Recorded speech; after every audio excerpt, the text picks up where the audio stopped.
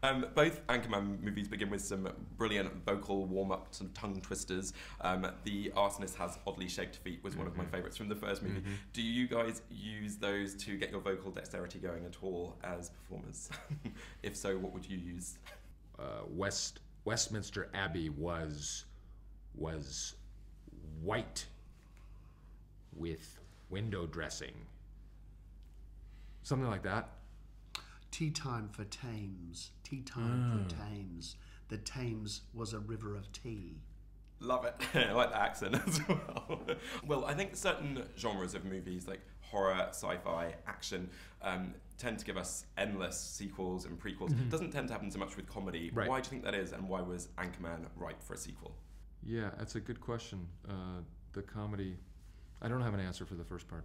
It happens with TV more than with movies, doesn't it? But it does. It happens more with the big tentpole franchise things, and maybe because they have these, kind of cult followings.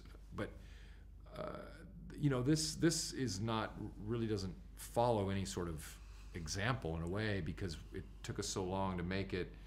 Partly because we didn't really have an interest in making a sequel of any of the films we've done. But the fan intensity just kept beckoning, and then we finally thought, why not? Why are we being so reticent about this? And it's going to be so much fun. We love working with these guys, and that's exactly what happened. And David, I think it's safe to say Champ has got a bit of a soft spot for Ron. How does that manifest itself in the film? And if it was set in today's more sort of liberal climate, do you think he might declare his feelings for Ron? There's another film called Wake Up, Ron Burgundy. There's a scene where he declares it in a very strong manner. So that first film, I don't know if you ever saw it. It's online, I think, but it's called. Ron still doesn't hear it though. Ron doesn't hear it, but Champ, Champ doesn't grow. He doesn't evolve. He's always going to be the same, and if anything, probably regress. So, the word liberal and Champ will never be spoken in a sentence together unless it's liberal use of, and then it's either food or alcohol or profanity. To me, the voice of reason, I think, in these movies has got to be Baxter, as far as I'm concerned. Right. What was Quince like to work with? Was he a bit of a diva? Was he a difficult being to have around on set?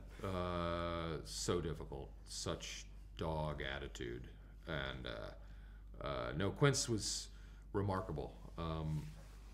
More professional than any of the humans. And, True. Yeah, just kind of an amazing... Did you know that Quince was found in a parking lot? No. By the handler. And But because he's very well trained, obviously. no, but she a total rescue dog, and that's why you can tell he has this kind of deep-seated wanting to please because he's so thankful. Yeah. And it's actually a girl, so she can play different Yeah, genders on screen as well. Yeah, exactly. Multi-talented. And I think Elf tops many people's festive favourite movie lists. What would Ron Burgundy's holiday favourite be, do you think? He, Ron likes just a good drama, regardless of whether it's affiliated with the seasons. I think he'd probably pour himself a glass of eggnog and watch Who's Afraid of Virginia Woolf. Well, how about Champ? Probably a horror movie. There's one that Gargoyles. If you ever saw that one, it's like a B movie, Gargoyles, where gargoyles come to life. And I think Champ would sit alone on Christmas Eve and watch that on a VCR. Chewing on a bat wing. Possibly, more likely drinking straight from the bottle, and then breaking the television and going out into the cold and muttering.